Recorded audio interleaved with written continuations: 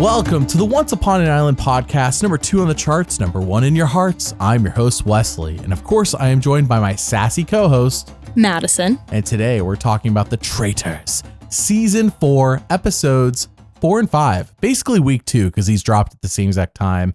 And Madison, you were not with us last week, and I gotta say, some of these people, I've never heard of them before, but you proposed yourself to join our podcast last year during Traitors season 3 when you're like, Wesley, I know who most of these people are.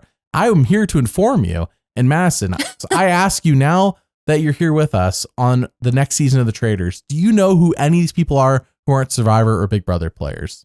Okay, well, first off, pitched myself to the podcast. Somebody asked me to be on it for my knowledge. But second off, I'm a bit disappointing this season because there are very few people that I knew. And spoiler for my own thoughts, I was a little disappointed by this cast, though I am a huge Natalie Anderson fan. So I knew Colton from the Bachelor franchise, though I didn't watch his season. I watched Hannah B's season of The Bachelorette through Matt James's season of The Bachelor. He was on The Bachelorette as well, right? Yes, and I believe Hannah B was one of the girls contending for his love that season. Can we pause on Colton? Because I did Google him after these past episodes because he became such a big character, and I don't know who Colton is. He is. He said he played in the NFL, and I went and looked that up because that was what intrigued me the most. And he was on like a couple of practice squads. He never played a game. He was in the NFL, don't believe so. But like on a maybe it's not a technicality, but he wasn't drafted. He was on a couple of practice squads. He never uniformed for a game. So Colton was in the NFL, almost like bare minimum get to consider that. But then I saw that he was on The Bachelorette and then some other show, and then he's on The Bachelor, and apparently the woman he picked for The Bachelor, she said that he stalked her, and I was like, whoa. Yes, I was like, this is not on the Traitors at all. Yeah, so I mean, even before that, I can't say I was a big Colton fan, and then all of that happened. I mean, you can Google it and see what has occurred, but it is interesting to Google Colton Underwood. I did not realize how interesting he actually is outside of the Traitors. Yeah, I can't say I went into this season being a fan of him. So he seems to be kind of put in the like Peter/Dylan category, but it's not making me like him more necessarily. But I did know who he was. The ice skaters, for some reason, I knew. Oh, really? I don't think I actually keep up with ice skating, but I was like, oh yeah, I know who that is. Johnny and who is the other one? Top of my head. Tara. Okay, thank you. Yeah, so she actually, I don't know if she still holds the record, but at least for a while, she held the record as being the youngest gold medal Olympian for ice skating. Really? Okay. Yeah, I want to say she won when she was 15. I do like when they put some wild cards in the cast like this. Like, these are not people from reality TV. They're people who have done things. Right. Like done things outside of television, I guess. I know the Olympics is on television, but it's not the same. But it's not the same. Yeah, it's not But, the same. if I had to guess, I would say that her and Johnny, they're here because the Olympics are next month. So maybe that's, we're coinciding. I think that makes sense. Promote. Yeah, next month is the Winter Olympics, though they haven't talked about it on the Traitors at all. But you're probably right. They haven't at all. I did know of Portia. I don't watch Real Housewives anymore. I had a long stint with New York, so I am aware of Dorinda, prior to her being on the Traitors. And at first, I'm not going to lie, I wasn't super thrilled that she came back after immediately being kicked off, but I take it back. I've enjoyed her thus far. But Portia, I believe, is good friends with Phaedra. So I do remember that. I do like Phaedra. I'm a big Phaedra on the Traitors fan. I don't know anything really about her outside of the Traitors, but I don't either because I never watched Atlanta too much. Okay. Well, but yeah, I'm trying to think. Oh, Rob R. Okay. Yes. Yeah. Rob, our beloved traitor. So I do not watch Love Island, but Wesley knows this. I have a friend who watches all of these shows with me, which for some reason Wesley was like, is this a real person? Yes, she's a real person. She watches Love Island. Well, the way Madison and I was messaging, it sounded like she was making a joke, and she I don't know, just the way you said it didn't sound like the person was real. I do have friends, Wesley. It's not that. She's just the way you described her, it sounded like she wasn't like a real person. I'm like, is this like a fictional person you're making for a joke? I'm like, that's not very Madison. Me and my imaginary friend who watched this show together. Could have been. Could have been. No, but my My dear friend Molly, she watches Love Island and she watches all these other shows with me. She has been trying to get me to watch it for years, but that show is a commitment. I mean, it's on like every night all summer, and I just haven't done it. But she was excited about Rob, so I learned a little bit about him. So he is a very impressive man in terms of knowing snakes, very like Robert Irwin-esque. If you ever check out his Instagram, he can identify any snake. He will also grab it and likely get bit by it, but he's very smart. Whatever the word is for a specialist in snakes, he's that. According to Peacock, he was a contestant on seasons 5 and 6 of Love Island, where he's painted by viewers as a villain for his dating decisions on his seasons. If he had dated Donna Kelsey, would that be a villainous move? That's my question, Madison. Listen, I have to say, I appreciated that comment. It cracked me up because he's just leaning into his character, and she is single, as far as I understand. She is. She's been divorced since the 90s. That's what I read online. We'll see what happens. Right. If Rob dates her, he could be like, I don't know about you, but I'm feeling 22. He would be he would have to interact with Taylor Swift, right? That's his Taylor Swift connection. He dates Donna Kelsey. He goes to Taylor Swift's wedding. What? And then steals Taylor? He goes to No. He's now connected to Taylor Swift. That would be super villainous, though, to steal Taylor Swift from Travis Kelce. That would be big. That's not big what villain. I'm saying. That did not come out of my mouth. You said that, not me. I'm just saying if he wanted a connection to Taylor Swift, he should date Donna Kelsey. See the connection here? Date Donna Kelsey. He's now connected to Travis Kelce and Taylor Swift. I definitely thought you were emphasizing his villainy to actually steal Taylor Swift. And I was like, that is bold. But I think that the only reason for him to date Donna Kelsey would be to be connected to Taylor Swift, which might enhance his career, not to date Taylor Swift. That's super villainous. That's beyond what I think. That's extreme. That's pretty extreme. I don't know if Rob R has that kind of villainy in him. I don't know, though. I've never seen Love Island. We've got to watch the rest of the season. I don't know. Maybe apparently. Traitors will show it. He's been kind of a nice traitor, though. And we're going to, throughout this podcast, we're going to go through mostly chronological for the episodes 4 and 5. And at the end of the episode, we're going to rank our top 3 faithful and our top 3 traitors, along with answering some of your all's questions that you gave us here on YouTube. But I do want to throw out there that if you support this channel on Patreon, you do get these podcasts a day early with no ads. You can download them, listen to them with no ads. We do greatly appreciate it. We don't have sponsorships in the middle of these podcasts, unlike some other podcasts. And that's not a shot against them. That's just the way we run things here, because we actually like the model of you guys supporting us, so we don't have to basically bow down to sponsors, try to sell you stuff you don't really want. So if you want to support us, link in the description. As always, as I said before, podcast a day early and ad free. All right. So let's go through this, because we have what, in my opinion, kind of a weak episode 4, but a strong episode 5. And I know people are split on episode 5. So I kind of get why they picked these 2 episodes for this week. I still stand firm that I think last week should have been just 2 episodes, but I guess had they done 2 episodes this week, it would have ended on Tiffany being voted off and kind of a weak ending to this week if they had done the 2-2. So I'm not sure exactly what the solution there is. It's just, I feel like 3 episodes is too many last week. 2 episodes felt just right this week. We're going to go down to 1 next week. That's me just not enough. I don't know how others feel. Please comment below what model you think they should do of releasing the episodes. I know some people like a whole season at once. I don't like that, because within 24 hours, it's spoiled. And I haven't had time to watch all 12 episodes in one day. Give me a chance. I remember that when Suri won season 1, it was spoiled within gosh, I had to avoid social media, but 24 hours, people are already spoiling the whole season. And I'm I was everywhere. I was only through episode 4 at the time. And I'm oh my gosh, I don't want to be spoiled. Yeah, I'm not a binger. I can't binge watch TV. I don't have the attention span. I'm glad. I do like the model of releasing it weekly. I just wish they'd do 2 a week instead of 3, 2, 1, 1, 1, 1, all these ones they're about to do. Because almost half the season's done. They've done 5 out of 11 episodes. That's true. Yeah. That's crazy. I didn't think of that. 5 out of 11 are done. And I find most of these Traitor seasons start hot and end kind of cooler. And I don't know. Maybe it's because of the way they release the episodes. Maybe that's why it feels like that. So so we open up episode 4 and Rob R says, I need to play as dumb as possible. And I'm not a shot against Rob R. I think he doesn't need to play dumb. He just kind of be himself and people will assume he's dumb, whether true or not. Well, and he doesn't talk a whole ton, but he does eat a ton. I mean, do you see a clip where he's not eating if it's not in a challenge? More power to him. But no. I think not that I recall. Watch for that next time. Okay.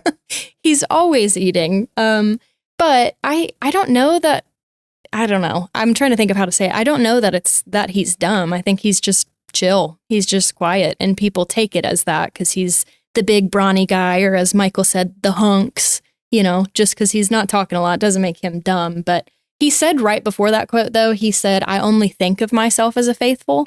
And to me, I think that's really smart. He's only thinking of himself as a faithful, so he will only speak as a faithful. That's true. I don't know exactly where I'm going to rank him yet. We'll find at the end of the podcast in terms of the Traitors, but I really think that he's likely to go the distance. He may not be the most entertaining traitor, but I think he has a chance to go the distance because Rob R is like willing to you saw how he told Lisa, is like, hey, Lisa, your name's being thrown around. Like a villainous traitor would not have told Lisa that and let her just die. Right. And I gotta be real with you. If I was a traitor, I would just let Lisa die. I wouldn't even tell her it was happening. I would just let it happen. Yeah, so you could live a little longer. Right. Why do I care if Lisa goes down? But he's willing to work with her. But it's like, okay, at the end of the day, are you three going to split the prize at the end of the game? I don't think so. Yeah. I mean, maybe. I don't think so, though. I could be wrong, but I don't think so. I would be surprised. Yeah. He does. Okay, so then we get this murder where people are on the tree. And last week I did talk about how logistically silly this is to me because, it's the same tree.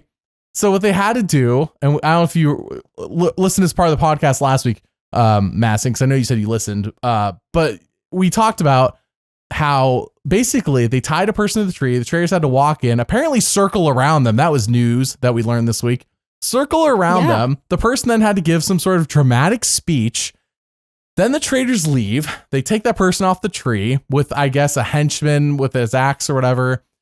And then they tie up another person to the tree, have the Traitors come back out, have the person give a dramatic speech, circle around them. And it's just like they do it 4 times. What a long night, right? Such a long night. What a long night for the Traitors. Do the Traitors get less sleep than everyone else? That I really want to know. What did you think about this whole? What did you think about the whole scenario, though? Well, I feel like, each of them gave their little pitch to the Traitors. Nobody gave a good pitch. It's like, hey, you should totally save me. Like, you shouldn't kill me, blah, blah, blah. But if you do, and I'm like, well, that's not selling me on anything. And Ron had such a vengeance with it. Ron's was so funny. I loved Ron's. Where did that come from? And Eric's was so silly. Eric's like, the faithful will haunt you for the rest of your life. Right. And I'm like, oh, and that's he brings it up later. He's like, this is serious to Eric. That's serious. Yeah. He brings it up like it's serious. He's like, I told them when I was tied to that tree. It's like, the faithful will haunt you for the rest of your days. Like, oh, what? Well, you were serious? I thought it was just like, kind of like a thing you're saying because you're on TV. Yeah. Well, and you know what? I've been thinking about this because I have to say, while I am enjoying the season, I'm not enjoying it as much as the last couple of seasons. And I think it's because you've got people who really lean into the campiness in the prior seasons, like a more collective effort of doing that. Whereas this season, there's real drama real fast, and I don't enjoy that as much. So it's like when people are campy, it almost feels off balance. And that's kind of how the tree thing felt to me. I do think personally so I'm not quite sure because I don't want to judge the season yet until it's done. It is early. Because this could be a season where it has the opposite effect of it starts slow and ends really well, which is very possible. I do think that episode 5 was probably the biggest episode of the season, whether you liked it or you didn't like it. I don't think anyone can argue is the biggest episode of the season. Last episode that occurred, but I'm wondering if they made a mistake, and I think they did by putting 2 housewives in the turret because the turret's just getting along so well. And I do want the turret to get along really well. And I'm not saying they had to put a gamer as the third traitor, but I do think they dropped the ball by putting 2 housewives in the turret. And the housewives clearly don't have any sort of beef, or it wasn't like they put 2 housewives who have beef with each other. Okay, that could have been interesting, but they put basically 2 people who already want to work, who apparently are good with each other. And then Rob R, who is kind of yeah, whatever you guys want to do. He's chill. And it's a very chill turret. And so it is nice, I guess, to see a turret that works together. Unlike last season where they were just ripping each other apart all season. Right. We were can we get back to the turret? We would go back to breakfast and yeah, but what about in the turret? Or what's happening up there? Can we see the Traitors interact with each other? Because that was the best part of season 3 for me. Yeah. Was just seeing them. Yeah. Go. And then Danielle, anyways, we talked about it already. I've made videos. So I do think, but there's definitely been improvements this season in other areas, like the missions. We're going to talk about that, but the missions, I feel like, wow, the missions actually have weight for once. They fixed something that was like a part of the show that was like, you could just skip through it, but now it's like, don't skip through it. There's actually something there. And I appreciate that. Yeah. I appreciate the show trying to fix itself. Generally, up to this point, I felt like the timer was fixed, but I think we took a couple of steps back these 2 episodes. The timer felt less real this time. No, I don't know which mission you're talking about, but the one where they use spears, which I think is actually in this episode. So let's go through. Hold on, but we're jumping ahead a little bit there because Caroline gets murdered, and they say to her, "Back to Dubai you go." And I don't know, the way they said it was so funny to me. I did laugh. Like, because she's from Real Housewives she was so of Dubai. straight-faced. Yeah. Well, and then Back she to was Dubai, like, you go. I guess, she says, "I guess I'll see you at BravoCon." And Lisa goes, "You won't." What? What was that? What's happening? I got a kick out of it. Ron, though, I gotta say, when he's at the breakfast, he correctly identifies there's 3 sets of footsteps, but then he's like, they were light, so it must have been Mora. And it's like, Ron, you're wrong. Is that 'cause all she's the time. Small? Yes, it's because she's the smallest one there. And so I get his logic, but he probably shouldn't have thrown a name out. He probably just should have said, I heard 3 sets of footsteps. I couldn't tell you who they are. I was blindfolded. Right. That's it. Right. All you have to say. There's a correct amount of information to give. I think he gave too much, but then Lisa's like going over the top. And later on, we see people are like, she was giving so much. It's because she witnessed it 3 times. And really, she witnessed it 4, but like that's just logistics. She witnessed it so many times. She had more information. Like she knew the type of tree. And I think that was probably the piece of information. I know. A maple tree? Mm-hmm. I'm sorry, but I can't identify trees on spot unless it's like a fir tree. Yeah. If you tied me to a tree, I don't know. I'm not likely to. That's probably not what's going to be through my head. Like, yeah, it's a big tree. I'm in a Scottish forest being held up against my will late at night when I want to go to bed at the hotel. Like on Top Gun. Right. Oh, I think this is a maple. But when you're standing out, I want to say, well, when you're standing waiting for them to untie somebody and retie somebody else, you got time to just stand there and be like, what kind of trees are these? Because you're bored as a trader waiting for them to do the logistical part of this absolutely silly thing of tying 4 people to the same tree separately. But you know what? Even though she was so descriptive, at least based off what we saw, comparatively, Ron was not as descriptive, and people immediately jumped on the fact that he did not say he saw an axe, but she did. Yeah, but people therefore he's the traitor. But people have been on to Ron, but they still won't go for him. Like, really, if they go for him, no. And I'm sure he's bound to be gone next week or something. But I don't know. Like, Ron just feels like, as somebody said earlier in one of these episodes, the fall guy. He's just the fall guy. Yeah. He's just the fall guy. He's not really a traitor. That whoever said that was correct. I wish I had written it down. I don't think I did. I don't remember who said that, but I heard that too.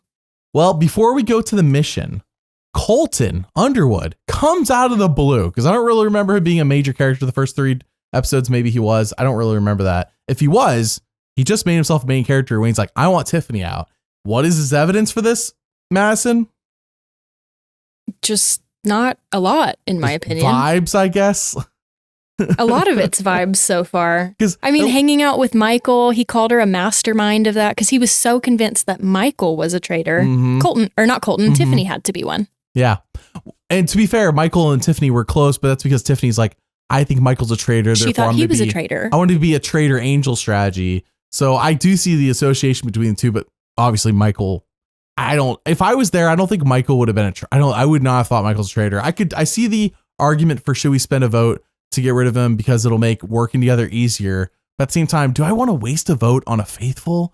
I don't know. On paper, no, but like I'm not there emotionally. I'm not present for all these days emotionally. Maybe emotionally is just so taxing to be around. I mean, that is how I would feel. Because to jump ahead, right? Like he got banished and everyone just seemed relieved even though he was a faithful. Yeah. And I think that might be how I felt. And there was a few people who definitely said, no matter what you are, I just want you out of here. So they're willing to spend a vote to do that. But anyways, Colton wants Tiffany. And it's kind of like, at least when Monet said, I think that Lisa is a traitor, but I don't have any evidence, just vibes. Like there was an admittance there. Like I don't have any evidence. And I believe Monet just said it in confessional to us. Though it was, somebody did mention it. So it wasn't just to us, but it was basically like, I don't have any evidence. He said it to Candiace. There you go. Yeah. Well, wrong person to say it to, unfortunately. Yeah.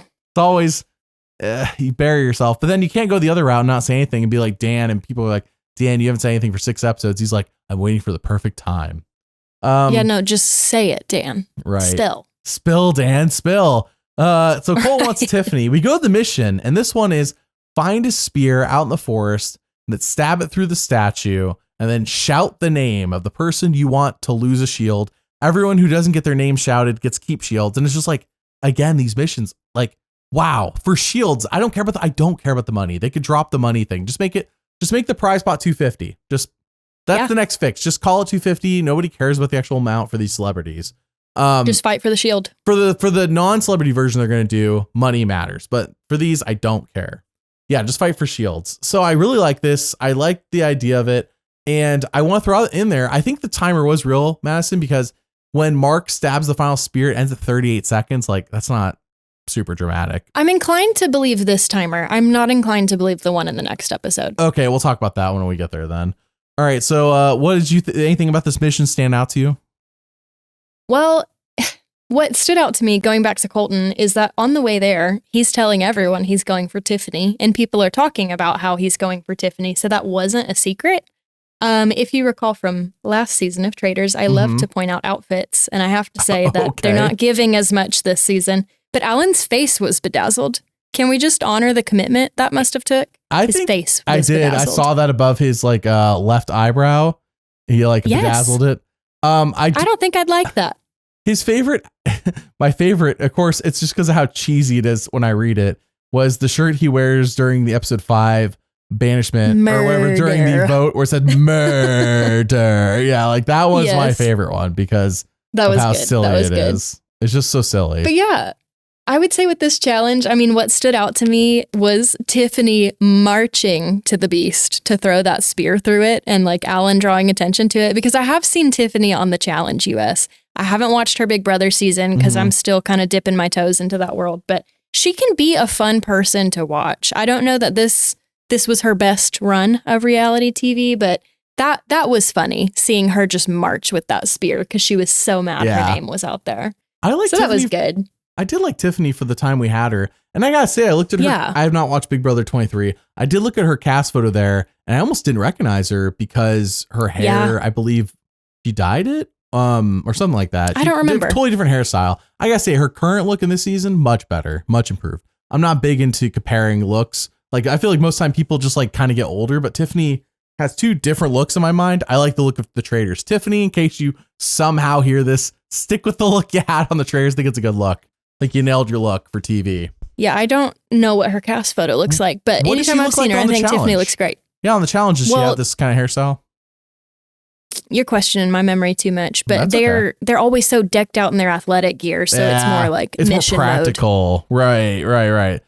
Yeah, did you notice during this challenge too, they all had to wear like these like very basic t-shirts? No, yes, I did, because that's a bit more mission mode too. They're more in athleisure, and then they, at least if we're to believe the editing, jump right back into their like stylish outfits. I believe. I mean, they took time to do the thing in the middle of the day. But I will say that like Jam like has been so fashionable. Then when he puts on the t-shirt, I'm like, Jam, you look just like the rest of us. That's what I felt like. Like Jam, I've seen you on Survivor. I thought he looked pretty good there. I think he looks pretty good in his outfits. And then Jam wearing the t-shirt, I'm like, just like the rest of us, Jam. Clothing We're all makes normal the man in some way. But the red shirts, people wearing the red shirts, I don't know what it was, if it was sweat or whatever it was, but I noticed on the red shirts, we're really in the fashion part, which I'm not usually talking about, but here you are. I know, and you're taking over. The red shirts people were wearing, I noticed like white on them, which made me think it was either sweat or something in the forest that was showing up for some reason just on the red shirts. Interesting. I don't know why. I'll have to go back and look at that. I'm looking at Tiffany's cast photo from the Challenge USA as well, and it looks very similar. Apparently she was on both seasons of the USA Challenge, which by the way is no longer a Peacock. They did take it down. I'm so sad about it. I enjoyed it. No way to legally watch it though. I guess there is no way. I mean, like if you watch it illegally, is it like legal? I don't know how it works. What I will say is that she has the same hairstyle from Big Brother. I think she nailed it here on the Traitors. I think she's gotten it. Anyway, I would guess though, Big Brother, she probably had to take care of her hair for a longer period of time. That game is so long. So I just looked up her picture. I like her hair. I just like how she looks. I like how she looks on the Traitors more. I'm not saying she looked bad before. I just like, I liked her improved. I think it's an improved look. Anyways, we're way off I like topic. the braids. Madison. I'm sure a large Okay, part of our back to fan it, base back to loved this discussion. Anyways, Well, the mission. The end of the story is I like her braids. To the mission.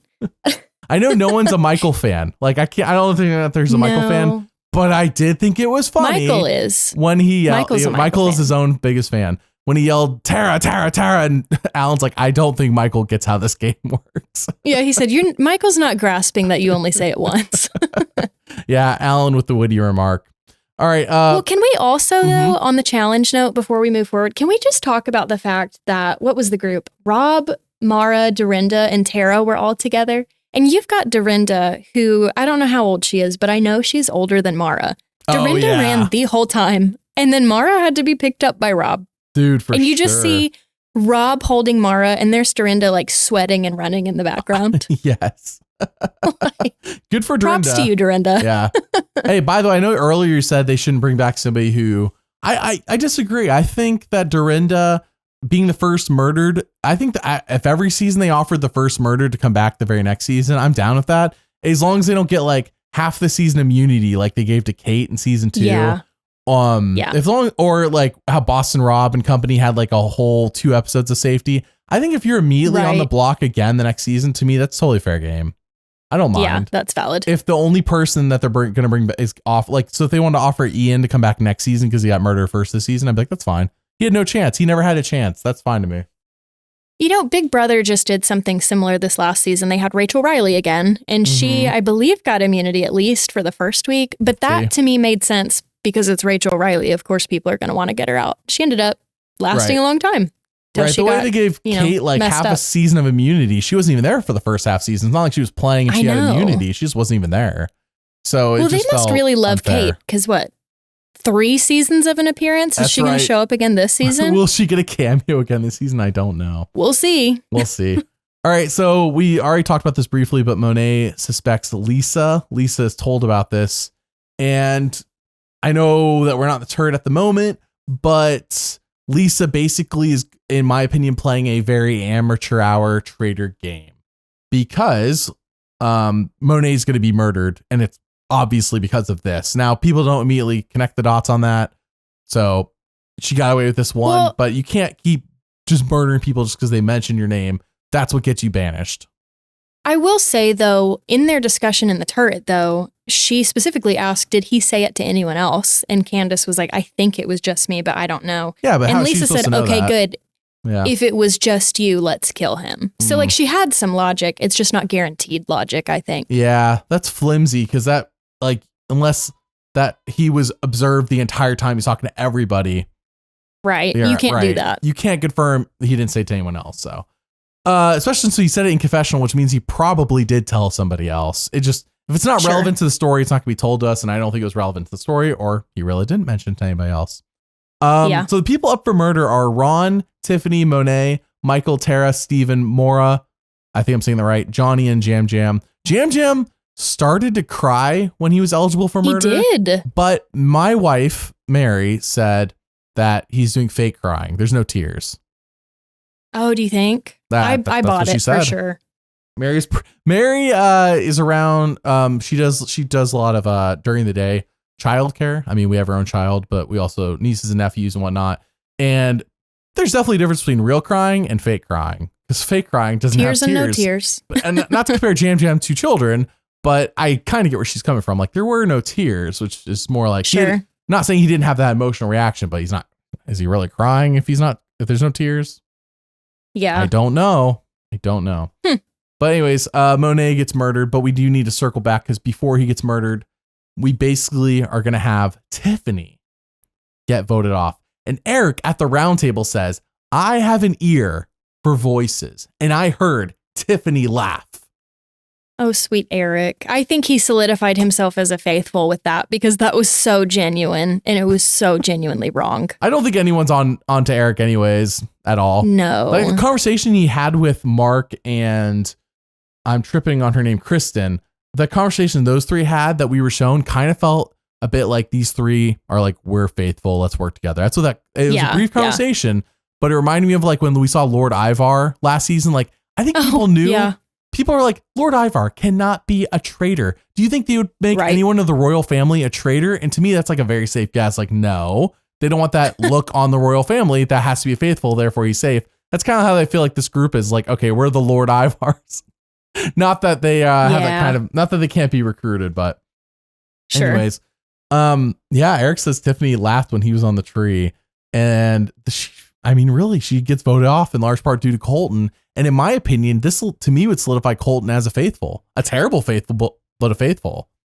See, I don't know that I agree with you on that, because if you notice when everyone was saying their vote for Tiffany, I felt like they were being intentional to cite Eric and not Colton.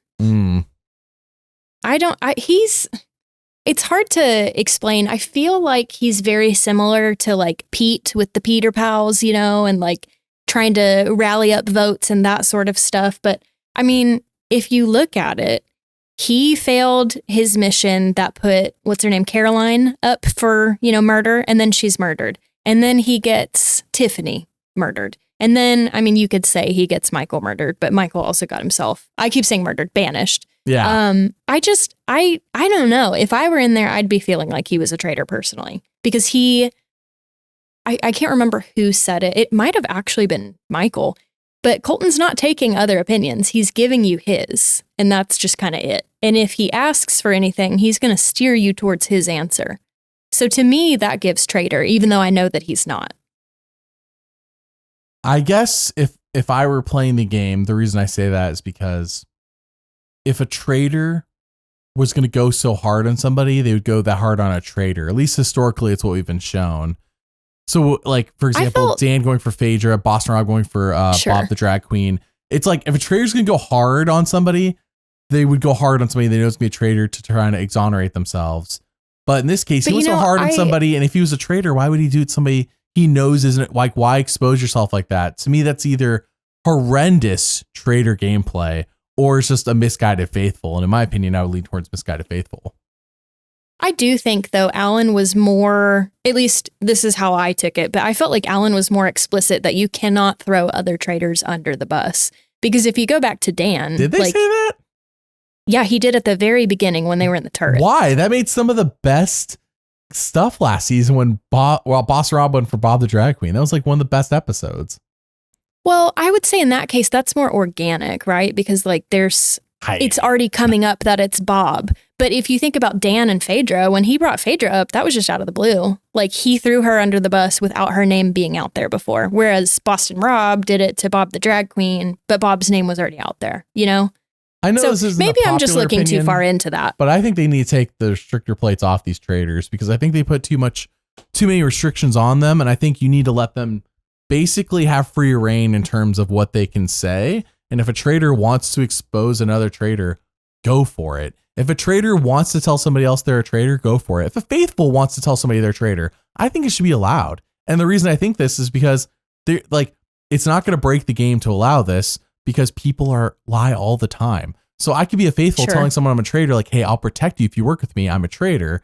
It could backfire massively, but there's gameplay opportunities that they're basically not allowing because they put these restrictor plates on. Like you can't, if what you're saying is true, Mass, and they're not allowed to go after each other anymore. Like, no, that's like, someone checked me on that. Yeah. I don't know how I feel about it, honestly, either way. Take the restrictor plates off. Let the traitors go full force. Let the faithful go full force, say whatever they want to further their game. It allows more organic strategy that way versus, you are not allowed to say you're a traitor, period. And maybe people are allowed to say they're traitors. Maybe they are allowed, and I've never heard anyone do it. We just don't know. Right. I don't think they've addressed whether they can or cannot. And those who watch it was just the UK more that they version, can't throw under the bus. Those who watch the UK version, let me know if on that version they're allowed to say they're a traitor, whether it's true or not, because I really think there's so much gameplay opportunity by allowing that to be said by anybody. I think it should be allowed. Yeah. It should be allowed. Why not? Why can't you say it? And like, it's so risky, but it could be a Hail Mary play to save yourself.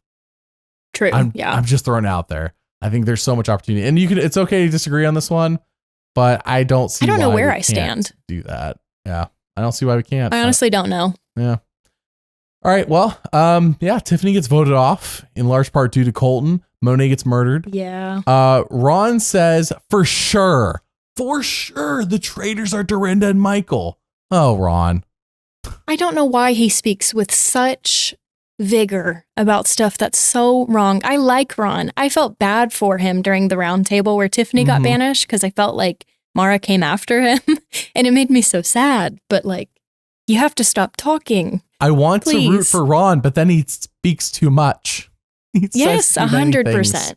Yeah. But he's a great narrator, so I hope he stays for a while. I enjoy him sometimes, but then other times I'm like, Ron, like you could be playing a better game. You really could be. When he got aggressive towards Dorinda all of a sudden, I'm like, she was trying to build a bridge, guy. What's happening? It's like when he was on the tree and he's like, traitors, show yourselves. And like, I thought he was just being dramatic, but I think that might just be Ron. Where did that come from? I think that might just be Ron. Also, his photo above the fireplace has a lot of hair. Is that just a painting? I don't know. They always look a little strange. Like they always have a weird angle. I think it's a weird angle too. It's almost like all those photos, and I say this every season. It's almost like they took them with like a cell phone, like a smartphone, but like kind of up above your head. It's like a weird, it's like a weird look, a weird quality. It's not. I don't know. I think there's a better way of doing it, but that's just like so minor. That's not an issue I have with the show. I think it's just an artistic choice. I don't really get. Well, speaking of artistic choices, you know what I only just realized during episode 4? What? And I don't know why. I guess it was such a relief to me. I didn't even think about it. But they stopped using that really strange filter during confessionals. Do you remember that from last season? Yeah. Everyone's eyes were like frightening, and now they look like normal people. If people want to know what we're talking about, watch like a confessional from this season, then watch confessional. Especially, I don't know if it was the whole season 3, but I remember the first half explicitly. People were noticing that like there was something off about the light. I think it could just been a lighting thing, Madison, that they fixed. Maybe. That wasn't broken in seasons 1 and 2, that they broke in season 3. I don't know if it was a filter. I'm not saying it wasn't a filter. I don't know if it was a filter. I'm saying it could just been different lighting, but something was off with the lighting / they filtered the eyes in season 3. It was Once strange. you see it, you can't unsee it. Yeah, that's true. You can't unsee it.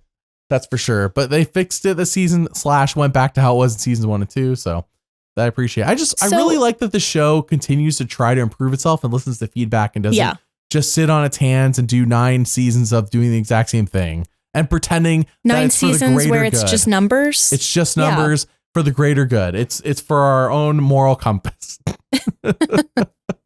Well, before we move forward, I have a question for you about banishment, because I'm just curious your thoughts. And again, I say this as someone who has literally just watched season 27 and 26 of Big Brother. Do you think Big Brother players are translating well to Traitors? Because, you know, Tiffany being gone, Ian's already gone. I don't think Sari counts for this because she started at Survivor. No, she's a Survivor player. Yeah. But what are your thoughts on Big Brother players? Because I feel like it's just not translating well. So I believe Big Brother, this is my personal opinion, is by far a worse show than almost any other show I've seen in terms of this kind of social gameplay. I think the actual concept of Big Brother, and I'm sure the actual game of Big Brother, is so deep and intriguing.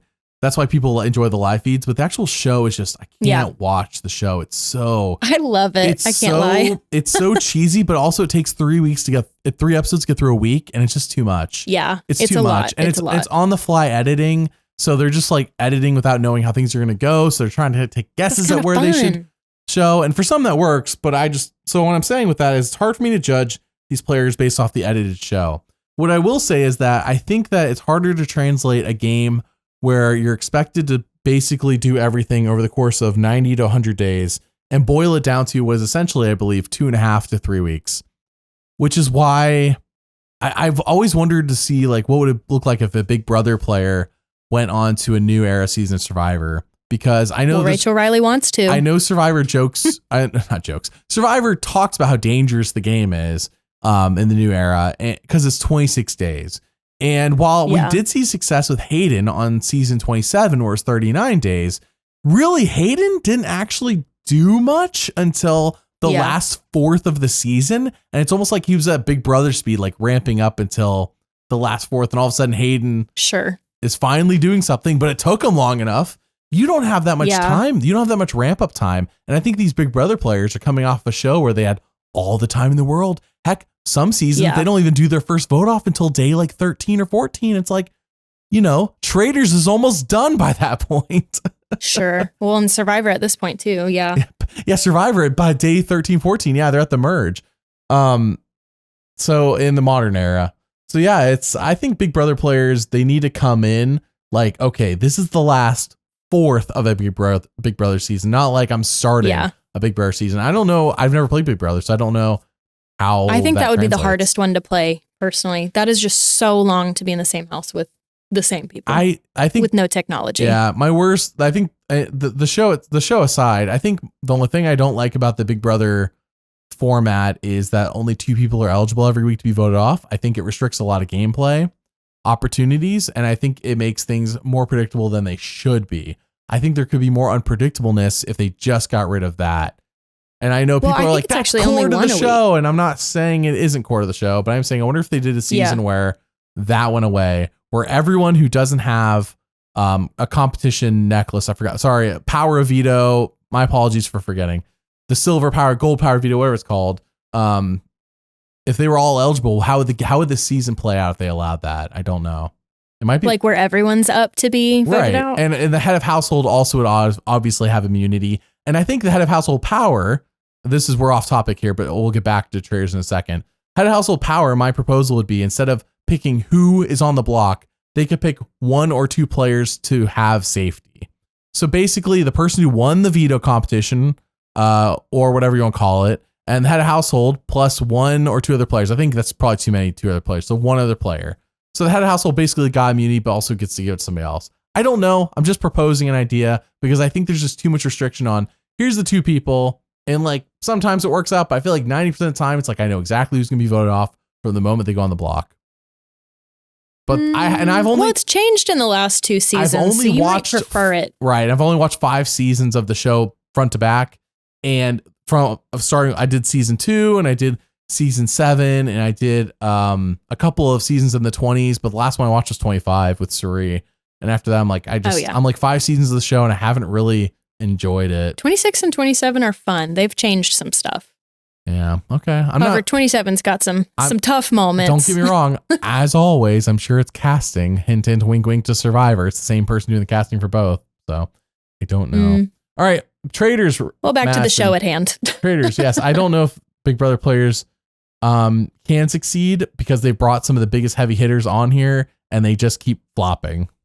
But Big Brother players go on The Amazing Race, another show that takes place over the course of like 3 weeks, and they're doing. We've had 2 Big Brother players win The Amazing Race, including this last season of The Amazing Race. It was all Big Brother players, and I mean, is a spoiler? I don't know. Jag, who won season 25 of Big Brother, then went on to win The Amazing Race in one of, if not the most dominating fashion ever seen statistically on the show.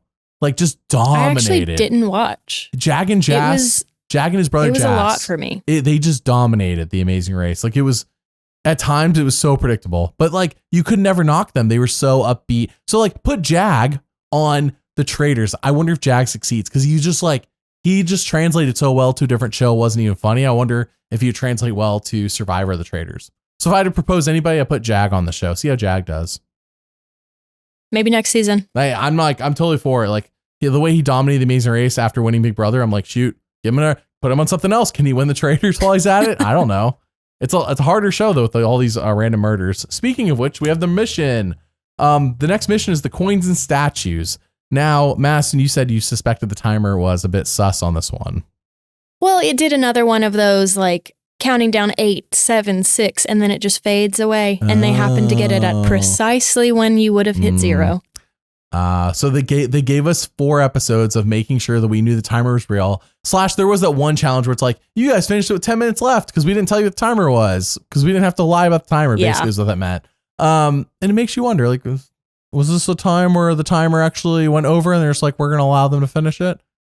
Well, that was kind of a lot to accomplish though in 30 minutes? The timer does always seem kind of short for the amount of stuff they're given to do. I mean, 8 whole statues? Right. That's a lot. In and half an hour. Everyone was struggling in that fountain. They could not find the coins. Another proposal is you don't have to have a timer. The mission could just be the mission until it's done. I don't know. Why do we need a timer? Though I did find it funny in episode 1 when he told him the timer stopped. Therefore, you didn't drop it in the whatchamacallit. Michael That's got true. PO'd about it. So maybe I'm saying does the timer need to be there for every mission? I don't know. Does it? Do we need it every time?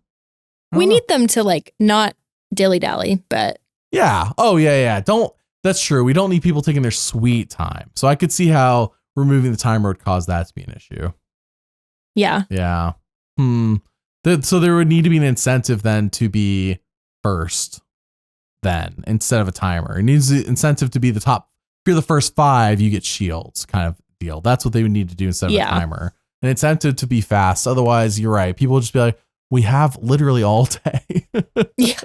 We'll just take our time with this one. Or I feel like, but like the spears, for example, they didn't need a timer on that one because there was an incentive there to get the spears. To knock people's shields out. To knock other people's shields out and to save yourself, right? So there was a natural incentive. There didn't need to be a timer on that one. But like the coins and statues, yeah. Oh, speaking of which, so apparently if somebody takes a shield, instead of everybody being shielded, nobody is shielded except for whoever has the shield. Mm-hmm. Do you think anyone took a Madison? I wish we knew, but I'm on the fence, but I'm inclined to believe one of the groups of 4 did do it. Specifically, I think Colton's group may have done it. However, I believe the 2 traitors, right? In the turret that night, they said that they didn't take them. Yeah. So that means I'm wrong. All the traitors said we didn't take one. I'm inclined to believe that nobody took a shield. And the reason I believe this is because I think if somebody had taken one, they would have cliffhanged with what's his name knocking on the door, coming in and be like, traitors, somebody did take a shield. You get to murder. And that would have cliffhanged on. True. It would have cliffhanged on that. But because it didn't, it cliffhanged on maybe we'll get to murder, maybe we won't. Tells me that they're not going to get to murder. Yeah. Personal opinion, just based on how the show plays out season after season in terms of how they do cliffhangers. I think that the smart move clearly was to not take a shield so that everyone's shielded. I don't get the appeal of why should I take a shield so somebody else gets murdered, because you're losing one of your teammates in a faithful. Why would you want to lose faithful teammates? Well, and you're losing trust. And I think someone very openly said at the start of it, oh, okay, so a traitor would take a shield so they can murder. Right. So what's the incentive? That right there sets the pace. There's no incentive for a faithful to do it. They needed a different incentive, like if no one takes one, then half of you are safe, and we'll determine that by flipping a coin. I don't know. There need to be an incentive, because right now the incentive, to me, this is a test run of an idea. This is version 1 of an idea. Version 2 is probably the right idea. To me, this feels like experimental. Well, and if I had to guess, I feel like they probably thought that they had that by putting 4 shields under 2 of the statues. Sure. Because who's going to take one shield in front of the other 3 people? Not me. No, I'm but personally, if we can all get a shield. I would not take a shield, whether I was a traitor or a faithful in this situation. I would just be like, okay, if everyone's safe, everyone's safe. I don't think it makes sense unless you decide that, maybe you really want someone else to be out. I don't know. And you're in the group of 4, but still, I don't think I would do that. Also, if you don't have to murder anyone, that means it's another couple of days where nobody can suspect you because you haven't had to do anything. I just think and you get to banish twice in the midst of that because there's no murder. To me, this is a bonus as a trader. Like, sweet, I don't have to do any work. Except for I just have to stay under the radar. Right. I just got to continue staying under the radar. Now, Lisa obviously right now wants to murder. Sure. But if I was Rob R or Candiace, I would not. I would have. There's no incentive. Why do I want to murder? No. Nobody's on to me. By murdering, it could reveal too much. Like, no need. None. Let's do another banishment. I'm down because the banishments are going the way I want them to right now. Everybody's about to banish Raw, and that's cool with me. Sure, why not? But it's just not happening. They're not doing it. Well, I'm just saying that's the direction we're currently going. It's Colton, Jam, or Ron, who's probably gonna be banished next. I know we ended this episode with Lisa saying she wants to murder Colton or Jam. And that tells me, that's why I think that there's not going to be a murder, because we heard who they want, which means that's not going to happen, in my personal opinion. I think if we were cliffhanging on, they would have cliffhanged on it's going to happen and you don't know who. That would have been the cliffhanger. Sure. But because it's not going to happen, they told you who. Is it going to happen is the question. And the answer is no. In my personal opinion, we'll find it next week. But yeah, I think I'm more strongly with you on that than someone taking shields. But I did think that this challenge, though, had some funny moments. I thought people were pretty funny. So like Tara saying she prefers her ice frozen and like being very cautious to get in. And then you pan to Natalie Anderson, hands and knees, like sloshing through the water, trying to find coins. I thought that was pretty funny. And then I don't know if you noticed, but whenever Michael's group found a coin that said labyrinth, he just kept yelling labyrinth as they were running. Right. Kind of like him yelling Tara. I know you're saying he said it wrong, but he said he's got to find a word to repeat. Commiserate, whatever he was saying. The wrong word. Oh, he said that at the round table. I know. He like says Michael, it's just like Princess Bride. You say that word. I don't think it means what you think it means. It doesn't mean what you think. Yeah, there you go. Yeah, let's talk about the round table. So we go to the round table, and I know people are very split on this. Now, outside of the round table aside, I think Michael up to this point, people have not liked him. I think you need a villain on the show to have a downfall. It just adds to the entertainment value. However, when he is accusing Colton and says, Colton, you're really good at keeping secrets. Like, obviously, what else was he implying? I was racking my brain to try to think, what else could he be meaning by this? Like, is Michael actually being misunderstood? And he didn't come up with a good explanation, which means that, no, he meant what he said. He just wasn't trying to be offensive about it. He was just like, that's what he was thinking. That was stream of conscience. Was he right to say it? No. Is it actually going to help his game? No. I just don't think he was trying to be, I think Michael was trying to be loud, brash, and emotional. I don't think he was trying to do it. I don't think he was trying to do it in a way where it's like, because you hid you were being gay, but maybe he was. Maybe it's exactly what he meant. And either way, he was asking for this. He was asking for this vote off. Yeah. Well, and it's like, regardless of if that's how you meant it or not, there is the ability to be aware of that not being a thing to say to someone in that scenario. You know, like, I don't know. It reminded me of Varner and Zeke, honestly. Mm-hmm. I just, as soon as that happened, I was like, he's gone. That's not going to go well. No. And I think it panned over to Johnny, who was like very upset. And Johnny's like, Candiace whether you was comforting meant him. that or not, that's how he took it. I believe he said that. Which is important. Yeah, I think he did say that. So that, I mean, as soon as Michael said that, it was game over. And I think he tried to backtrack, but I don't know. But at least before that, we got him saying conniving, colluding, commiserating Colton, which eventually caused Rob to speak at a round table for once, simply to provide a dictionary answer. I did appreciate that. Yeah. I will say that's the one downside of these traitors is that, and I think they're going to get exposed. It was kind of mentioned during this episode is that they're also quiet. They were pointing out Lisa, but I'm like, really? All three of them? Like Candiace is very politely mentioning Portia as a reason for voting the way she's voting. But other than that, like these traitors are keeping pretty quiet, and that's good. But eventually it could hurt them, especially if they're known for speaking up. I don't think Rob R is known for speaking up. I disagree a little bit on Candiace, because in my notes, I've kind of, seen that Candiace, she is willing to start the roundtable conversations. And to me, that feels like a traitor no to be the one to start the conversation all the time. Okay. And I would also say too, I'll have to like tally it up. But is that in character? Because being out of character is the worst thing to do as a traitor. That's true. That's what people are saying about Lisa is doing. Right. Yeah. But, I would say too, like I'm just looking at who voted for who. And in terms of who voted for Ron, you have Lisa, Candiace, Dorinda, Michael, and Steven. And I just think the fact that Lisa and Candiace kept it on Ron and did not provide good reasons, because let's be real, like Portia was the first week. Nobody knows anything at that point. Yeah. So to hold on to that is not a good reason in my opinion. And so to me, it's suspicious that they're not letting go of the Ron thing and voting with the majority. Right. Now Madison and I did play a version of the Traitors during the off season. Oh my gosh.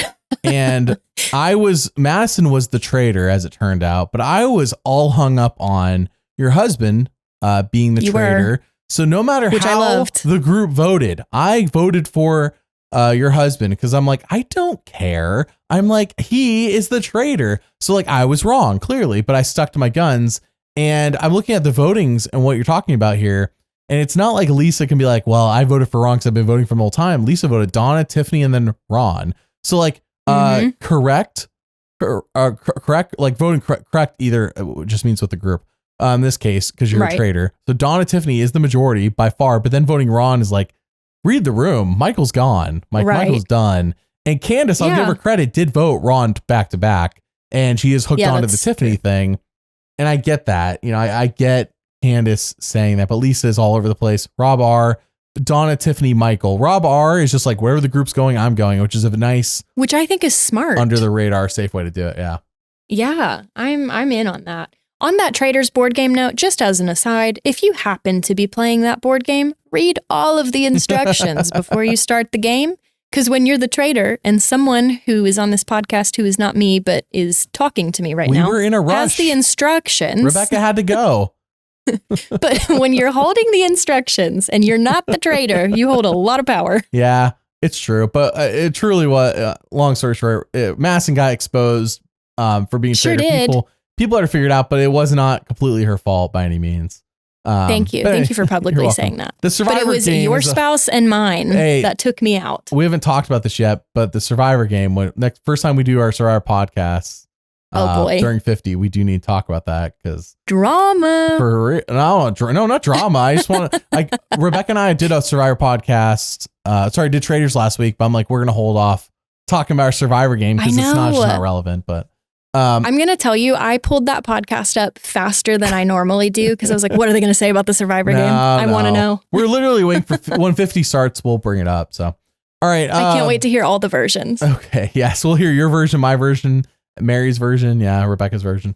All right. So, Michael gets voted off. Michael just completely misplayed. Doesn't apologize though, which is very much in character for him to do. Not at the round table.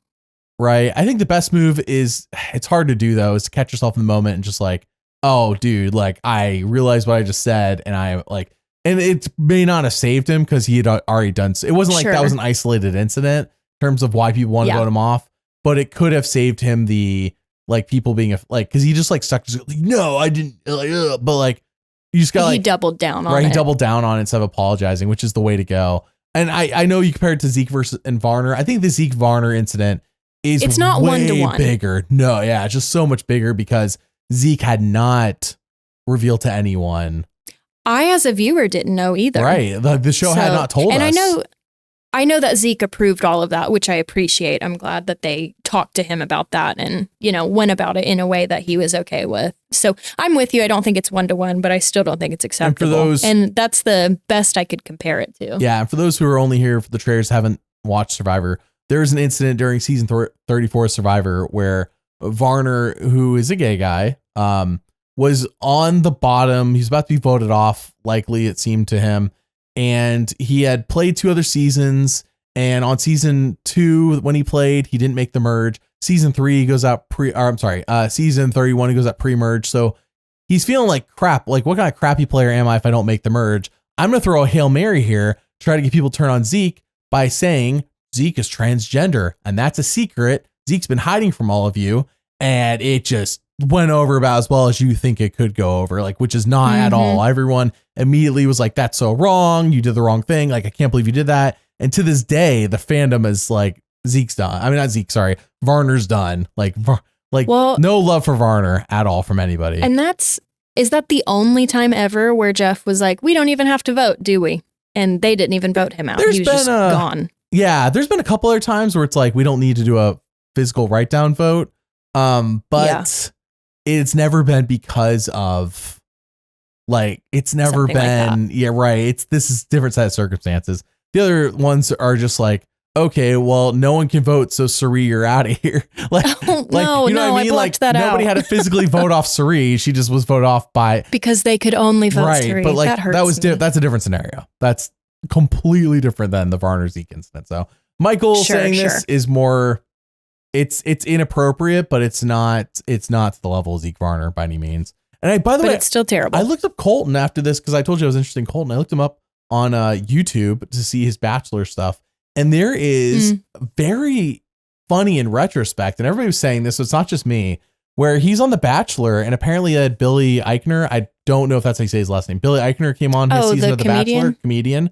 He is a gay comedian, and he comes on there, and he's basically says to Colton, he's like, He's like, Colton, by the way, you might be the first gay bachelor. You might want to look into that. Oh, really? And Colton just like kind of like laughs awkwardly, like doesn't know what to make of what was just said to him. But wow, I didn't know that. This was said to Colton 3 years before he comes out publicly as gay. And it's like, dang, Billy, like clock that. Holy cow. He's known for aggressive humor, if I recall. He is. And I enjoyed him on Parks and Rec for the little bit he was there. That's where I know him from. But just like, I saw that clip and like everybody comments like, holy crap, how did he know? It's like, I haven't seen that. Hey, if you look up Colton Underwood, it's like the first Colton Underwood Bachelor. It's like the first result on YouTube. It's from 7 years ago. And it's just like, it's like, wow, holy cow. He clocked it so perfectly. And Colton's reaction kind of says it all, honestly. I'm not surprised other people didn't think that. I mean, maybe other people did. I don't watch Bachelor. And I didn't watch his season ever. So right. Yeah. So Michael. Well, speaking of Colton, Michael's voted off. There's a lot of suspicion on Colton after Michael's a faithful. There is now. And then we did mention people are noticing Lisa's quieter than usual and had the best description of the murder. Rob R tells Lisa that Colton is coming for her. And Lisa's like, oh, I got to get out Colton or Jam Jam. And it's like, okay, I think if Lisa gets her way, it's going to be Colton, but I just don't think they're going to get to murder. I don't think it's happening. Yeah, I don't either. But I would not be surprised if Colton gets banished before they can murder him, because there's enough suspicion and his name is being brought up enough now. And even, kind of to the point that's been brought up before, he's not really into hearing your opinion. He's into you believing his. And I think that's not going to work for some people in this house. People are getting onto Ron as well. We forgot to mention this during the round table because it was dominated by Michael. But Dorinda's like, Ron, you never ask me anything. And Ron's like, because I don't care about your personal life. And yeah, I get what he's saying on the level of, I don't want my reads on people to be colored with bias. But at the same time, all of your reads have been wrong. So maybe know them a little better. Be good to get to know people, because maybe you'll be able to read if they're lying to you. Well, and that's part of the tricky part, right, of having gamers and non-gamers, because the reality of all of these shows, I think, is to some extent, you're always some form of a character that you can choose to lean into. Like Rob R, I think, is a good example of the character he leans into. Mm-hmm. But then there's also the human who's there, and you have to get to know the other humans to understand the character, I think. And Ron is just not doing that. And I can get it to an extent, because you just want to be authentic to yourself. And I think personally, if I were on a show like this, I would struggle to represent myself well, but also win the game. So I can see that dilemma that he's got, but it is doing him no favors as it is. No spoilers, but Madison lacks a killer instinct, I learned. Well, Madison lacked the instructions to be allowed to kill. No, wrong Leslie. game, Madison. The other game. Oh, that one? Yeah. Listen, the one you said we can't talk about it. The one in my mind, the Traitors one was just for fun. The Survivor one is for real. When we record next, I will do a tell-all. That's what the people want. Is that what the people want? We'll find out. Yeah, they told me. They told you. All right. Glad to hear No, they didn't tell me. But you can now. Sure. Okay. All right. So anyways, yeah, it looks like I don't think there's going to be a murder. I think we're going to start the next episode, knock on the door, no murder tonight. And that's how they'll start the next episode. And we'll go into breakfast. Yeah. I guess they won't reveal it then. It'll be knock on the door. What? And then we'll cut to breakfast. Everybody comes in. And then we cut back. Alan's like, no murder tonight. Blah, blah, blah. That's how the next episode will begin. Yeah. And then we'll move on to people talking, and then we'll have a mission, and but it only being one episode next week means we're only going to get the banishment and nothing else, which is kind of a shame. No murder, just a banishment. True. Yeah. So I do want to throw out there that for these podcasts, we did last week, we're doing this week. We did those with the intention of, okay, there's 5 episodes to talk about over 2 weeks. That's plenty. But with these 1 episode weeks, I don't want to podcast them. There's just not enough to talk about. We learned after last season. So we will be podcasting again for the finale with Mary. Mary and I will be doing that because that's the same week that Survivor 50 premieres. So it's a wild week of TV. So wild. Yeah. We got Rebecca, Madison, and Mary all doing different podcasts that week. So. But let's move on to winner analysis, Madison. Let's do it. Are you ready?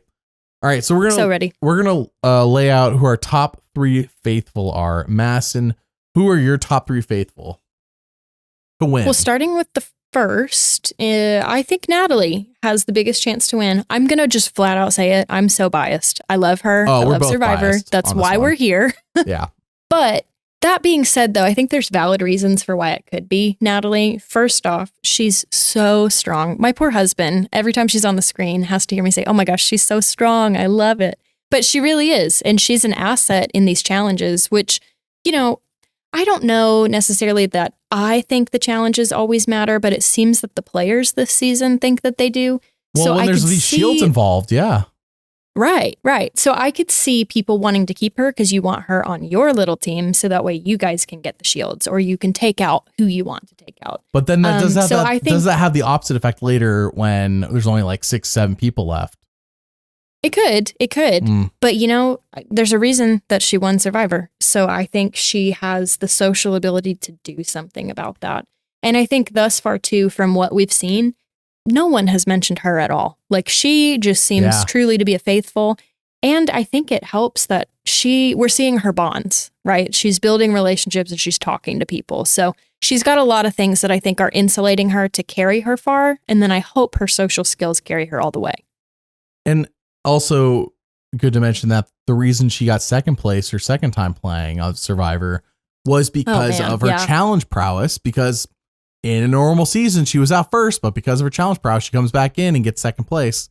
And then on the Amazing Race, her and her sister, by the way, so crazy. I was thinking while watching this, I'm like, Nadia just fades off into the sunset when she gets voted off first on Survivor, because her sister was equally a wrecking force on the Amazing Race, both seasons that they played of the Amazing Race. And their first season Amazing Race, like they were strategically changing the game in a way where I'm like, oh, I totally get why you put them. I get why you put them on Survivor. Like it makes so much sense.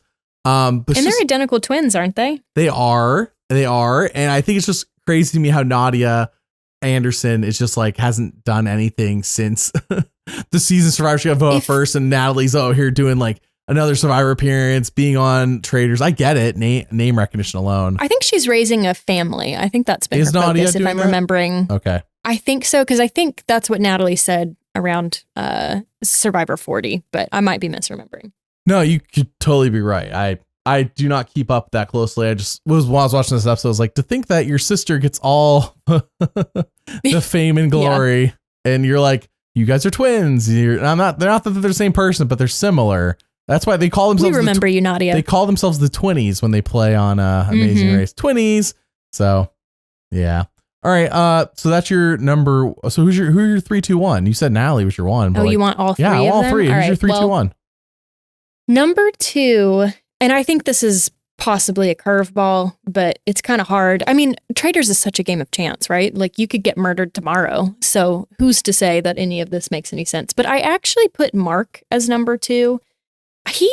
To me, he's been an observant guy on the show thus far. It is strange not to see him dancing. I'm not a religious Dancing with the Stars watcher, but that's the only time I've ever seen him. But I feel like he's doing a good job not being too quick to speak. And we can also see with him, he's got good relationships. And I think it helps him too. At least from what we've seen, it looks like he's aligned with Rob. And so I could see that, carrying him for a while. However, the double-edged sword of that is I think he could be totally blindsided that it is Rob. Maybe he gets taken to the end. But I think he's observational enough, even if he's not currently correct, because he is also on the Colton train.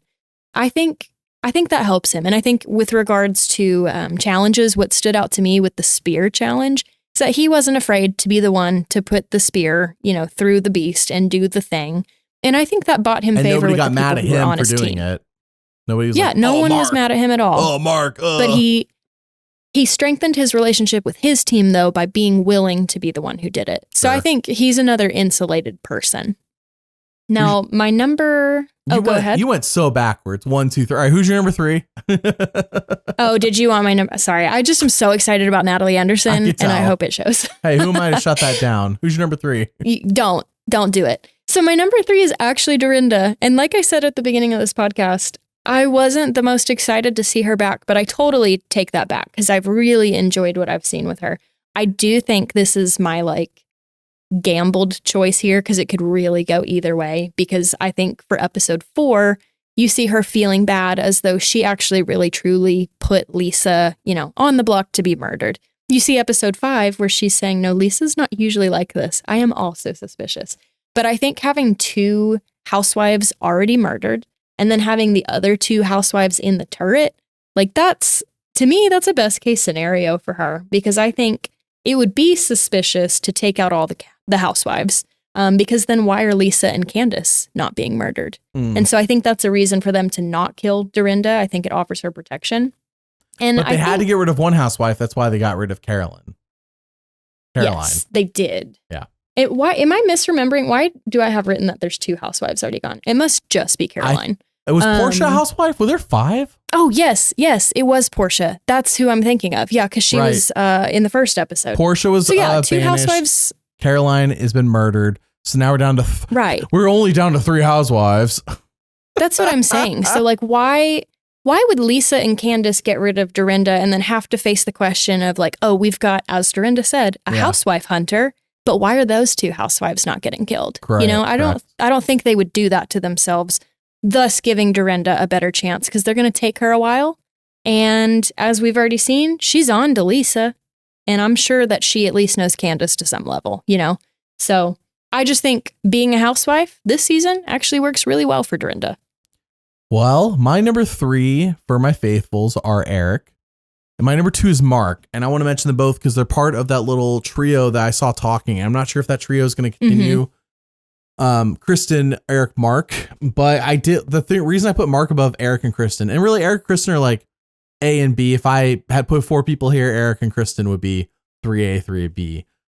But Mark, number 2, and I'm with you. I feel like he had, out of the 3 of them, seemed the most observational. He's like, I've been keeping track of the way Colton's been voting. It's like, that's some stuff I don't know if I would even do if I was there. Like as soon as I get to the hotel, I'm going to bed. Like I can't imagine staying up taking notes, but hey, maybe I would, I really don't know, because I've never, like the moment we played at Survivor game, Madison, I was like, oh my gosh, I've kicked into a gear I've never had to do for any other game I played, because every time I played that Survivor game, I played Redemption Island style, meaning I'm Boston Rob with a bunch of people who don't know what they're doing.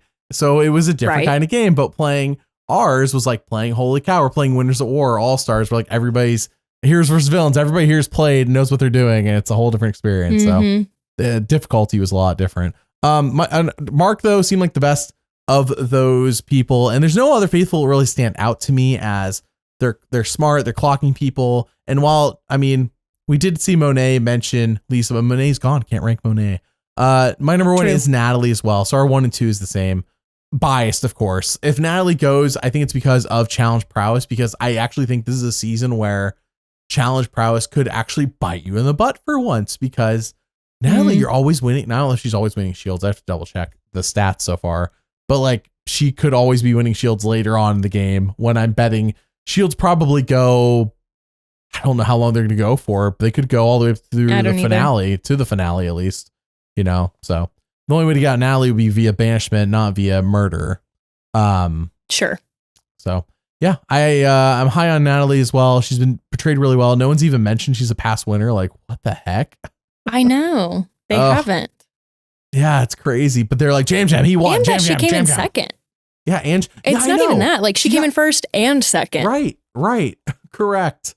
So just craziness. The way Natalie Anderson, she finds people she's socially good with, and it just solidifies her. She's really good at finding her group, and she's done that this season, I think. So in terms of traitors, let's go number 3, Madison. Who's your number 3 traitor?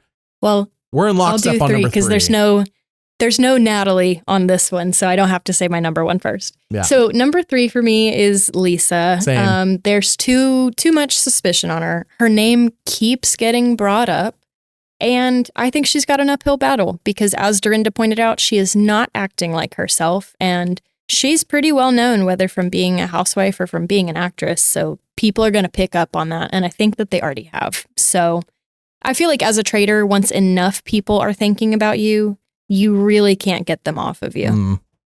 From the moment I saw Lisa join the turret and I just saw these 3 talk and interact and stuff, I'm like, Lisa's the weakest of the 3. And that's why I said last week, she's my number 3 this week again. And it's just suspicions are on Lisa. And I'm like, yep, that makes sense. Over here doing vengeful murders. Gotta get this person because they said my name. Just playing a game apparently where she's playing different. She's acting different than her normal self. Just more evidence that if any traitor is going to go first from these three, it's going to be her. So for sure, she's number Agreed. 3. Our number 2s differ. So go ahead and say your number 2. So my number 2 is Candiace. I think she is a housewife, yes. And a lot of times housewives are outspoken and they're talkative, et cetera, et cetera. But I think that will come to bite her as a traitor. I don't watch her show, so I don't know what she's typically like. I just feel that Candiace, she has a better shot than Lisa because Lisa's name is already out there. However, Candiace, she involves herself and, go back in time, the conga line, campy, fun. However, that is an obvious traitor move. And we don't have Rob C anymore to point it out. Yeah, they killed the one who mentioned it. But I think we've got people who are going to be savvy enough to put pieces together. And if you've got people like Mark who are keeping track of other people's movements, I think that's going to bite Candiace because she involves herself so quickly. Well, my number 2 is Rob R, but my number 1 is Candiace. So since we're talking about Candiace, I'll stay on that. My number 1 is Candiace. Candiace, I think she is the one with the most potential to go furthest from these 3. I think if anyone is to reach the final fire and able to convince others it's not them and also cut other people, it'd be her. Rob R, my thought with Rob R is while I do think nobody's going to suspect him, I think somebody did briefly mention, maybe it was Michael though, like who cares about what Michael says? It was Michael. Okay, so then who cares about what Michael says? That's basically not even being mentioned at that point. Michael says your name, who cares? No, I mean, honestly, he's wrong every time. Yeah, he's so wrong. He was even a broken clock is right twice a day, as they say. And that was Michael. That is true. And that was him clocking not Colton. He clocked somebody, and I literally wrote that quote down. Even a blind rat can find cheese. So yeah, Rob R, I don't think he's even suspected, but I don't see Rob R at the moment having a killer instinct to get rid of Candiace. Because I think Lisa's gone of natural game related causes. Natural game related causes. So here's the thing. Lisa goes, let's say she goes next week or in 2 weeks, right? They have to recruit. Sure. They're going to make them recruit a third person. Is Rob going to cut that third person? Is Rob going to cut Candiace and win? No, I don't think he will. I think he won't do it. And the reason is because he came in, he's like, Lisa, they're mentioning your name. Like, you didn't need to tell her. And he did that because he's being a nice guy and a good friend. Yeah, but I just don't see the killer instinct for him to win. And 2 traitors can win, I'm aware. So maybe him and Candiace can win together. If I had to rank them though, I'm putting Candiace on 1. I think Candiace would be willing to do it.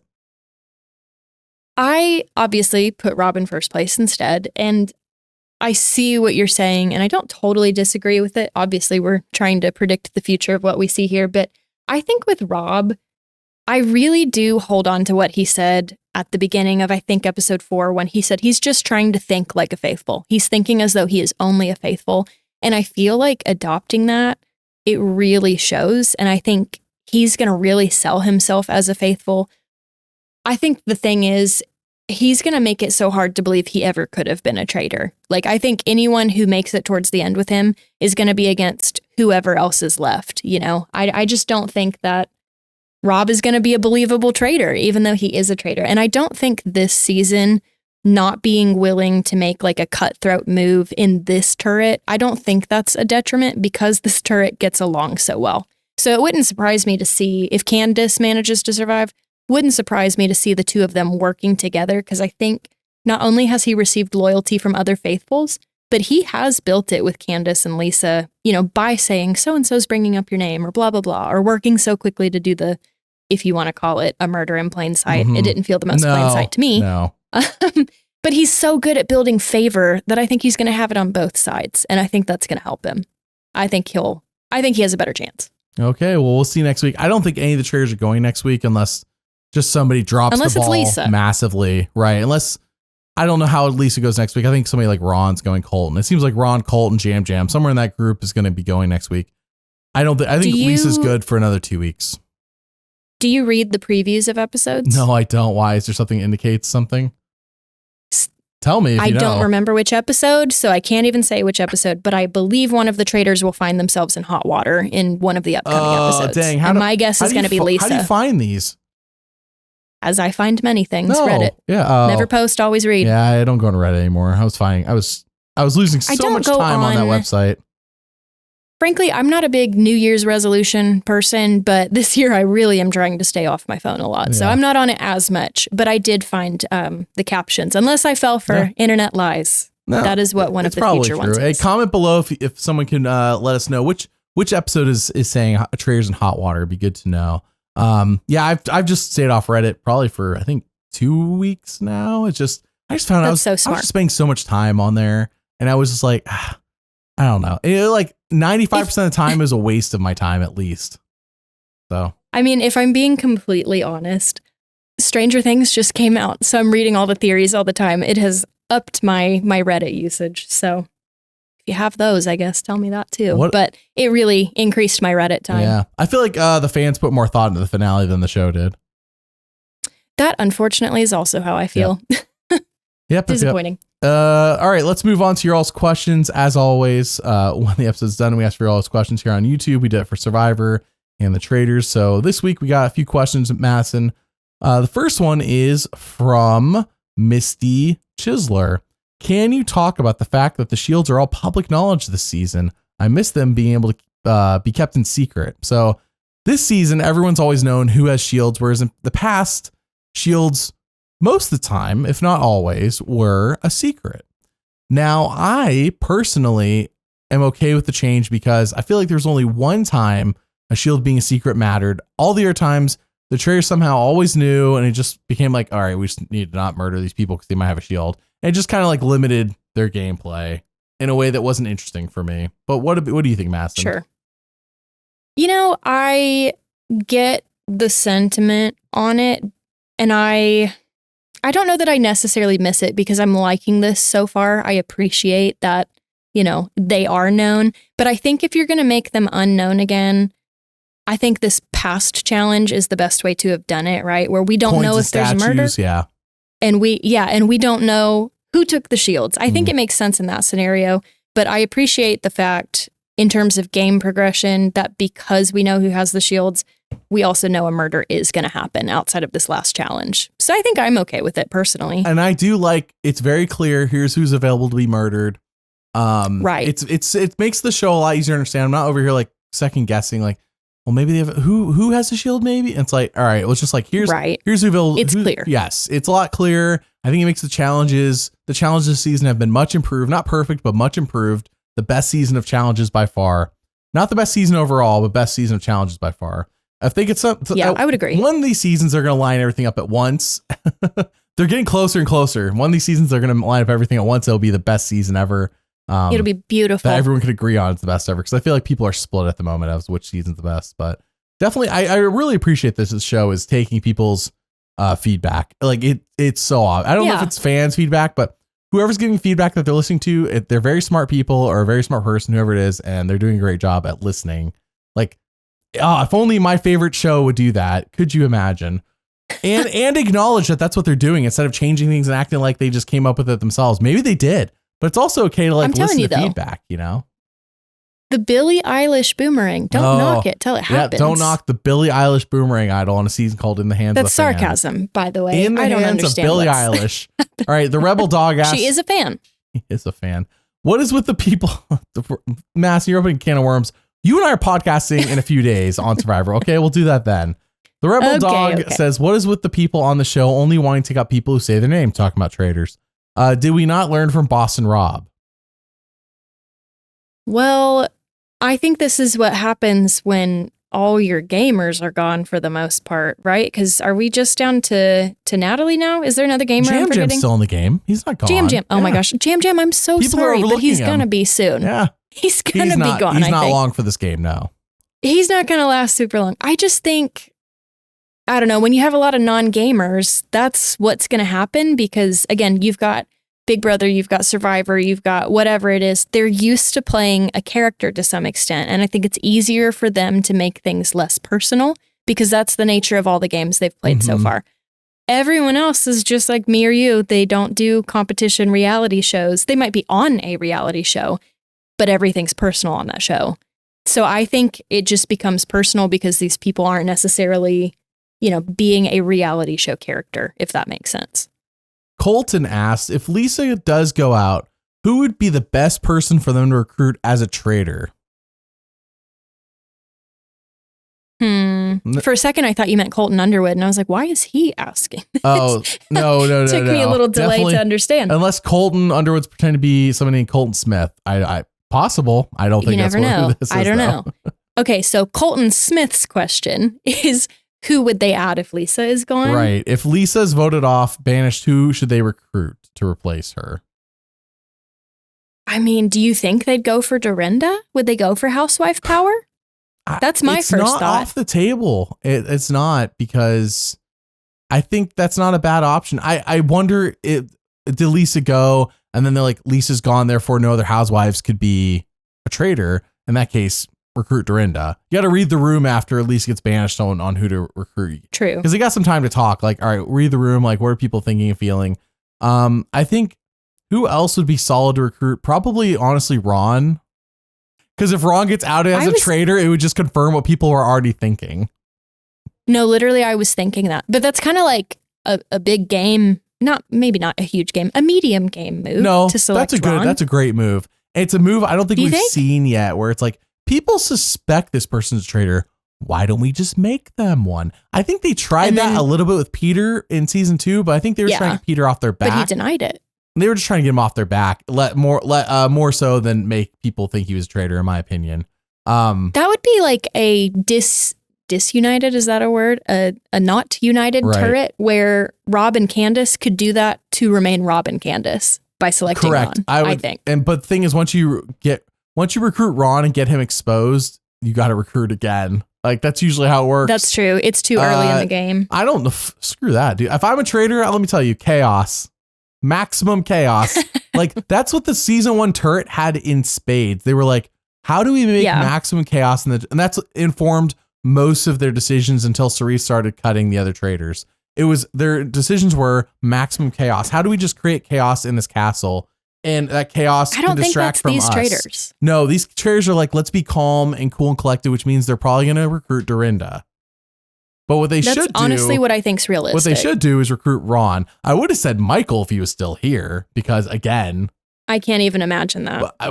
They wouldn't want Michael in the turret, and I get it. You don't want Michael to actually have power. Because they'd all have to agree. I don't see that happening unless it's exactly what Michael wants. The problem with Michael, too, is then he would know who the traitors are and he would expose them at the table. So it actually would be terrible. I think 100%. Ron you could do, and people would just be like, Ron's Ron. Like, I don't know. Like, I think maybe Eric. Oh, yeah. If Eric solidified himself as a faithful. As people that they're like, we could work with this person and they're not going to blow us up and try to steamroll us. Eric's a good option, too. Johnny as well. Yeah. Kristen. I mean, like, there's quite a few good options in terms of if you want to play safe, but if you want to play, let's get this person so they get exposed. Because if I was counting how many traitors have been removed, I'm like, okay, one traitor's been removed. There's got to be at least 2 more, right? You want to start making people dwindle those numbers in their mind. You recruit Ron, right. Ron gets voted off. Ron's a traitor. That's 2. Recruit Colton. Colton's removed. That's 3. Like, if I'm playing as a traitor, that's what I'm doing, is recruiting people to be voted off and have them exposed as traitors. Yeah. It is risky, but it could pay off. But it could pay off because people are counting. Okay, we removed 3 traitors. How many are left? Because most of these people haven't done the math on why the past few seasons they've stayed at like 3 traitors for too long, in my opinion. But I don't think a lot of these people are thinking like that. Maybe Natalie Anderson, maybe Jam, but I don't know if anybody else really thinking like numbers wise. Like, I don't know. I could be wrong. Mark might. For example, he seems like he takes notes. He's paying attention. Steven. Right. Maybe Steven, I haven't even really thought about. Steven seems to do that too. Yeah. I don't know. If I was a traitor, that's what I would do. Recruit other people who people are suspecting, get them removed. Okay, in my mind, we've removed 1 woman traitor in Donna, 2 men traitors in Ron and Colton. And it's like, that adds up. Like, the diversity adds up, because when season 1, they only removed male traitors and they're like, Cerie's not a traitor. Like, guys, you didn't remove a single woman traitor, like, the whole game. You don't think they put one in the turret? You think the show is just like anti-women being traitors? Only doing men. Right. Like, come on, get real. Alan's the host. Like, the show is not, the show is very, it's going to be diverse. That's what I'm trying to say. The show is going to choose to be diverse. Like, look at how this plays out. So I season 1, more of a pass, but at this point you have to suspect, okay, gamers in the turret. I get why people saying that, but also definitely they're going to have at least a woman and at least a guy. Shows. It's not diverse in shows in the turret this season. Not as much. So that could play to their strength. If anything, less diverse in shows. But I will say that if I'm thinking about who's in the turret, definitely at least one woman, one guy. So if you've only removed women or you've only removed guys, that's sus. Like, okay, where's the other gender at? So, one more question here. Annie Banani asks, how is it possible the Faithfuls have been so far off for so long? Like, what are they even doing? They have too much chaos, I think. That's kind of what I was saying at the start of the podcast of the reason so far I like previous seasons more is it was like campy fun drama, or we were on the same TV show for a second and we have beef from that drama. This has been a little bit of an aggressive season, I think. And so I think that throws everyone off whenever we've got loud, aggressive characters who, frankly, I think someone called Michael a distracting faithful. Mm-hmm. I think there's a lot of distractions. Yeah. I think that makes it hard to find a traitor. It's like infighting almost. Yeah. He's just distracting you from being able to focus on anyone else. Well, and frankly, I think in a different way, Colton's going to continue that. So until Colton's gone, I think they're still not going to find traitors. He's proven continually he also can't find them. Same with Ron. So I don't think anyone's listening to Ron, but they at least listen to Colton and kind of Michael. Yeah. Yeah. Well, hey, we'll find out. As I said, we're going to come back. We'll podcast the finale, but also Survivor 50. At the moment, we're doing 20 videos leading up to Survivor 50. We've already released 2 of them. Mass and I are going to be recording a podcast here very soon that will be released next week on Patreon, where we are going to rank all 24 players for winner analysis from 24th through 1st. It'll be quite the podcast. Crazy. Quite the podcast. Sure will. All right. Well, hey, we thank you all for listening, and we'll see you all next time. Bye. Bye.